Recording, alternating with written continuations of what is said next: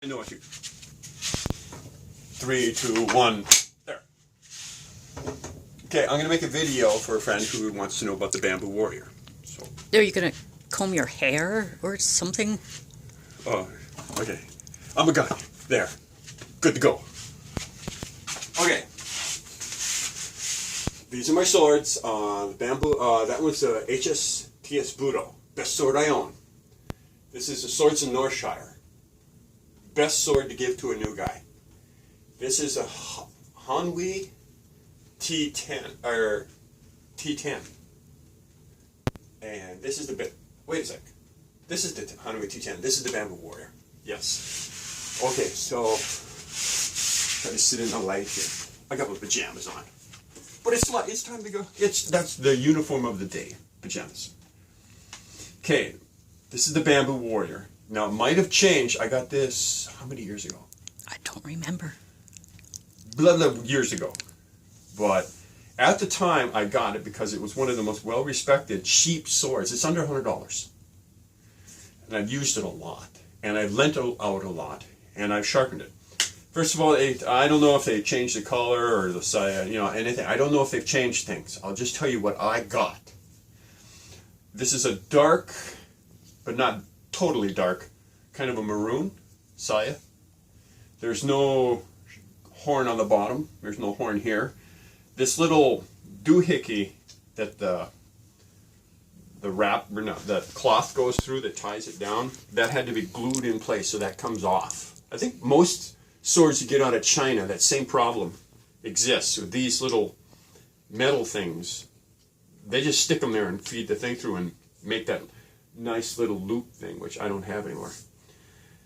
The guard, it has, I don't know what it must be made of some type of a metal. The paint is wore off in a few places, it seems like. So it must be a painted or a, I don't know, blued. It's got some nice fittings. The fit was pretty good. You have to remember, I'll tell a little thing. A lot of people say, well, how is the fit, and they slam the whole thing in there. And really, the sword, technically, when you get it brand new from the sword company, yeah, you don't have to worry about zooming in or anything like that. Technically, there should be a little gap there, like about the size of a dime, probably, nickel, dime. There should be, and that gives you room for the future, because, I mean, reality speaking here, every time you put the sword in, you're pushing on the wood a little, pushing on the wood a little, pushing on the wood a little. Well, eventually, the wood just expands out to that big and can't push into it. And then when that happens, you can't do this. If your sword can't do this, you gotta fix it. And the reason is, many times when you're in a sword class, you bow. And you bow, you could be hanging on like this, you just bow and stuff like that, you bend over, and your sword will go. And the instinct, the human nature instinct, when they see their expensive sword start sliding down, is to grab it. It ain't so bad if you get some swords because they're dull. You can just grab them. My swords, you're going home in 2 different cars. The handle, cloth. It feels to your fingers like wrapped shoelace. I assume it's got real ray skin underneath it. Feels like real ray skin, but I mean, who knows? It has bamboo kind of ornaments, bamboo theme to them. Now the blade. The deal with the Bamboo Warrior is the blade. The blade is great.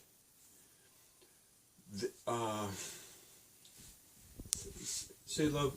Yep. If I hold the sword a certain way, can you go up and down and try to find the hamon? I don't know if it's possible. It is so hard to videotape a hamon, unless you got like really great lights. Or a good cinematographer. Oh, and that would count too. Okay, now, the hamon you just saw is not the original hamon that this sword came with. And the reason is, when you get a sword with a nice hamon, and it's a working sword that you cut with, you're going to scratch it off right away. Because the scratching of just cutting target scratches it off. And then you have to sharpen it. Used swords get dull. This sword got dull. I borrowed it out a few times. Some people hit some sands. It got dull. Oh, she's sharp. And so you have to sharpen it, and I'm getting pretty good at sharpening things. But I wanted the hamon. I got this sword because of the hamon. And so what I did, I went to Radio Shack, and I got that etchant, mixed it 4-to-1, and I put it on with a cotton ball. It's different. This hamon and this steel now is darker in color. I actually think it looks awesome. But it's not what you get when you get your order from China. This hamon is different, but it's real. I know it's real because I did the revealing with the acid, and that's what the acid does. It just speeds up the polishing process. And in fact, in Japan, the real polishers that spend all these, weeks polishing swords, they will actually use a similar type of etchant to confirm, that they're going to find the hamon that they think they are going to spend all this time to reveal. They actually do use this etchant. And so it is a valid way to find out what's in there, and it is a valid hamon. So it's a beautiful hamon. The handle, I've had it off many times, and there is signature in here.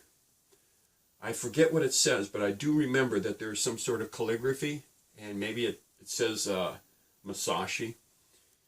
Maybe it's Masashi makes it. Anyway, that's my review. I took off the straps of almost all my swords. They bother me. I don't like them. I don't like that system that the Japanese and all the other Asian cultures came up with. I don't like that system. I think I don't like it. So I take them straps off. For cutting competitions, I put the strap back on because you got to have it. But for looks, I don't know if you can hear. I'll show you. I like the way the swords look. Unless you wrap it up, and I don't know how to do that yet. I just tie them off.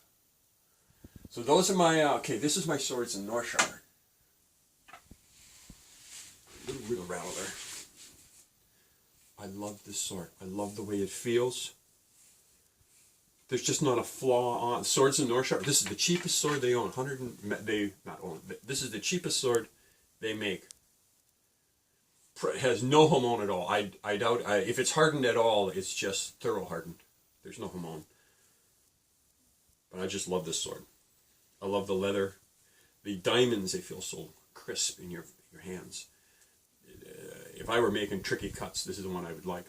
Huge amount of curve on that blade.